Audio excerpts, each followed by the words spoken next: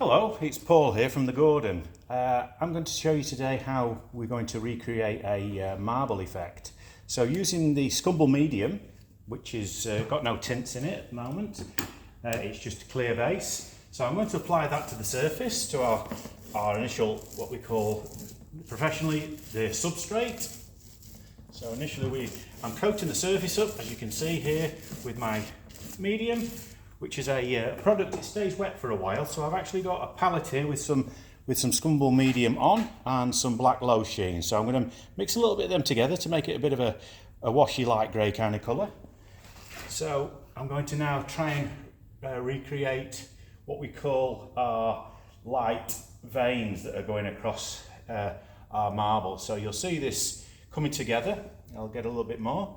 So what I'll do is I'll generally go across here, letting the brush do the work. So I'm just sort of holding the brush with my fingers and letting it sort of come down with gravity and with this flow of paint. So you can sort of see there, I'm just twisting it a little bit to give it that effect there. As you can see, it's just not like a straight line, which it can be very difficult to try and get away from just doing the straight lines. But you just let the brush sort of go and let it roll, flow with itself, as you can see there. So in creating these lines, they're all sort of, as you can see, they're all going along, as you can imagine, water's gushing through the rocks. So you don't tend to get them going like that, because that would be wrong. So they should, the fragments do not cross and they don't randomly meet. So if you do them like that, it just doesn't work. It doesn't really look very effective if you're trying to make it go together. Then you might have a smaller brush,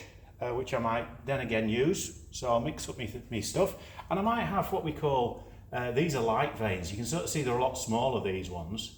You see they're making little like circles and sort of lines, how it's all like bubbling, as if it's like bubbles in the water that's gushing through the rocks millions of years ago. You sort of see how you can initially do them.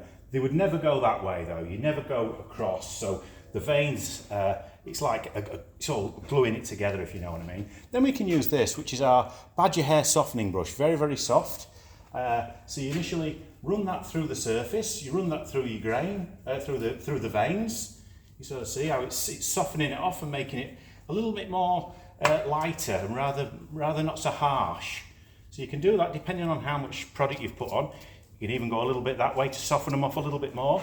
But this is just the initial basic marble veining. So you can sort of see how I'm trying my best to try and soften it all off and try and make it look like a real piece of marble.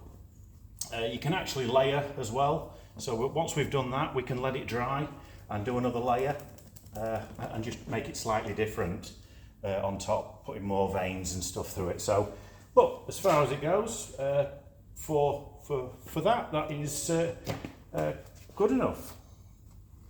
You can sort of see that there. There we go. So that's what you get.